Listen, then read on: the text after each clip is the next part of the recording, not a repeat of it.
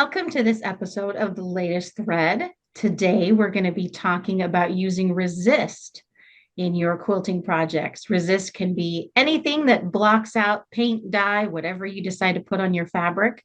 So let's let Karen share her screen and we'll get started. Okay. Okay, so this one's mine, and I had never done resist before, so I decided to use a commercial stencil that I had for my resist. And so obviously I painted, within the parameters of the stencil.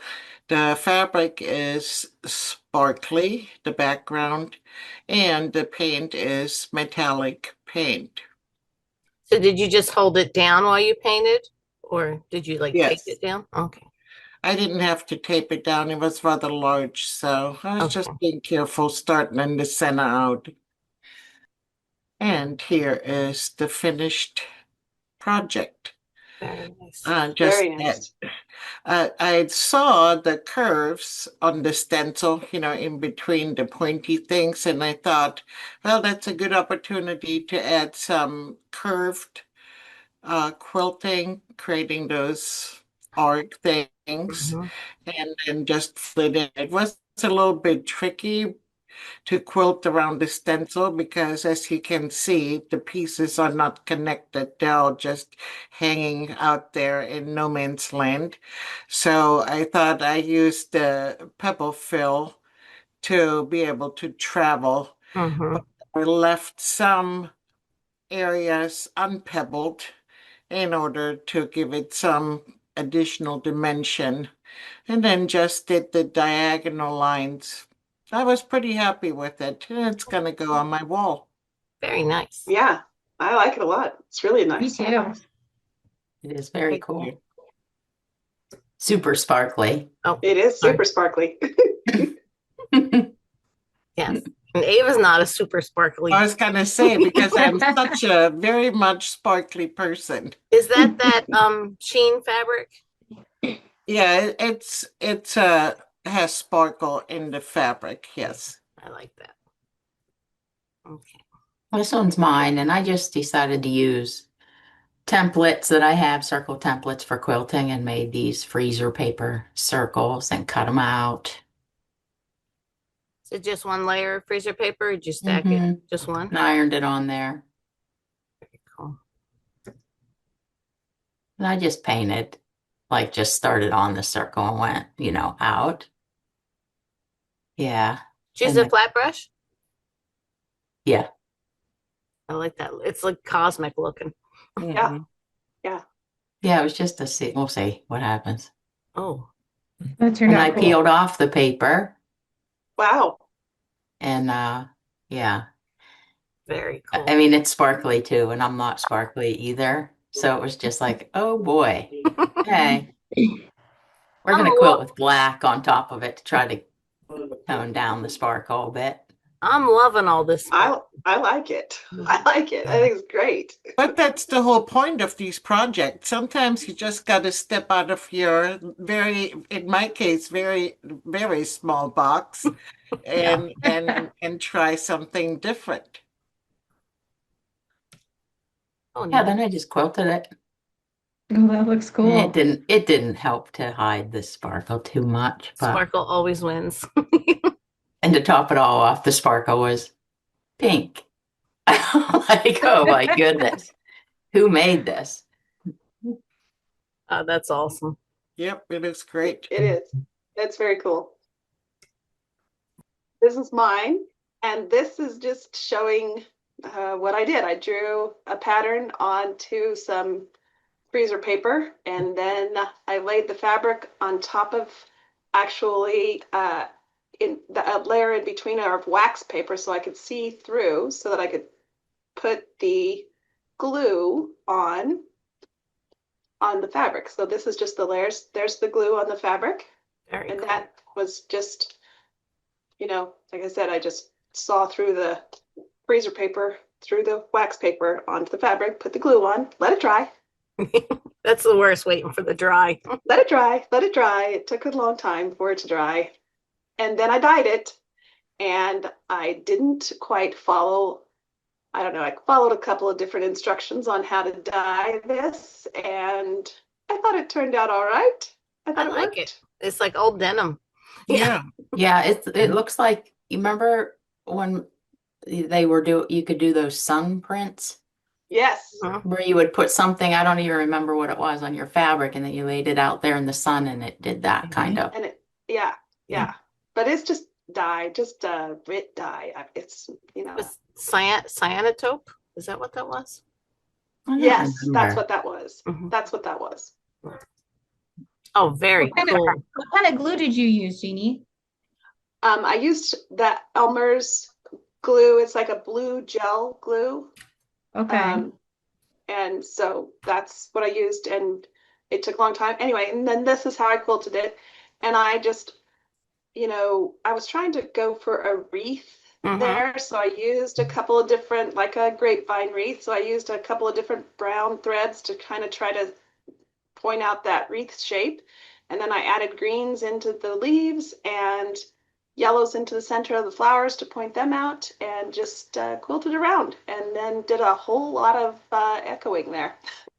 Very cool. Yeah, it really has a Great. neat, like, watercolor look almost Yeah. to it. I I like Yeah. like the distressed look. It looks like it distressed, but it's so subtle behind your flower wreath. It's very nice. Yeah. I think it's going to become a pillow. Oh, cool. Good idea. Oh, so this is mine. And I did similar. I'd drawn it out on paper first. You can't see through the fabric. Had to do it on light board. But I just used the clear school gel glue and waited it to dry. That's the worst part for me, is the waiting to dry. And like, I like how Jody used the freezer paper, and you could do either. I like glue. I don't know if it's like the inner child in me, but the mess of the glue, I love it. And then I just had three colors of Lumiere paint, and like a metallic olive, a dark blue, and then like a spring green. So I just sponge painted it all over it and then washed it out after the paint dried. And then this is after it was quilted. And I used two different color threads, one for the background and then one for in the heart and around the edge. Very cool. That looks great. It does. I really like it. I like the mess of the glue and the sponge, and it's fine. Looks like a postage stamp. I can It- see that. It does. It does.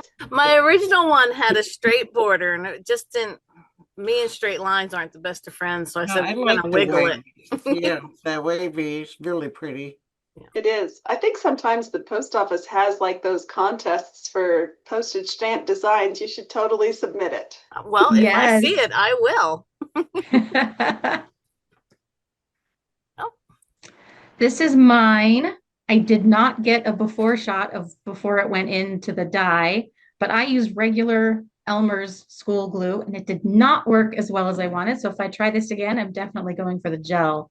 But I did ice dyeing. So I did my design with the glue and I used a hair dryer because I can't wait for it to dry. And put it in those little cardboard things around the edge help keep the ice in there. So I dumped the ice on and then I sprinkled the dye on. And that was what my resist was supposed to be. The dye kind of bled through, but my kid said, "Hey, that looks kind of neat." So I kept it. I wonder And I if it's because around the it. ice slowly started to dissolve the glue. Yes. Maybe it's very But cool. once I outlined it with the pink thread, it started to show up a little bit more. Mm-hmm. Yeah, that's neat. It Yeah. is. And then there was supposed to be green in there. You can't really see it, but did feathers in the pink, did some straight lines in the yellow. So I just kind of let that dictate what it was going to be. And then I ended up turning it into a little tote bag. Very cool. Oh, Oh, that's cute. cool. Is that Yeah, ribbon? Is that yeah, measure I like tape it. ribbon? It is. Very cool. That's very cute. Yeah, a little project bag. This is mine. So I struggled with this one. I really didn't know what I was going to do. So I just sort of got the glue and got my fabric and just started doing random lines and shapes. You Mhm. know, just go with the flow, as I always do. And of course, the waiting for the glue to dry is the hardest part. Yep. And then as the glue was drying, I had to go on a scavenger hunt to try to find my paint. So I did that. I sort of wanted to stick with like muted, sort of glittery colors. So I sort of did, you know, the blue and the copper and gold. And then I found that like greeny metallic paint and threw in there. I sort of wanted to do like mosaic. I started to Mhm. see it come together as I was painting. And then, of course, you have to wait for the glue to, or the paint to dry and Yeah. then wash the glue out. And after I washed the glue out, it reminded me of like those stepping stones that you see at like Lowe's or Home Depot Mhm. that you put like mulch or pebbles in between the rocks. So that's what I went for when I quilted it. I did really teeny tiny stippling or pebbles in between each color and Mhm. just little teeny tiny pebbles around it to really give it that it's laying in a bed of pebbles look. Yeah. And then I just did straight lines in each one of the colored sections just to give it some movement. And I really enjoyed how it turned out. It turned out a lot better than I thought it would. Yeah. Very Love cool. Sometimes it. you just have to jump in and see where it goes. Mhm. Yeah. Yeah. Very Yeah, great. cool. Boy, I we had love a how lot of they're fun, didn't so we? different. I'm sorry, what, Jody? Yeah, We had a lot of fun. Yeah. Yeah. We did. great to see everybody's personalities come through as we experiment with things. And we hope that this gave you some inspiration to experiment with the different ways to use resist and with dyes and paints and have some fun with your own surface design. We will see you next time. Bye. Bye.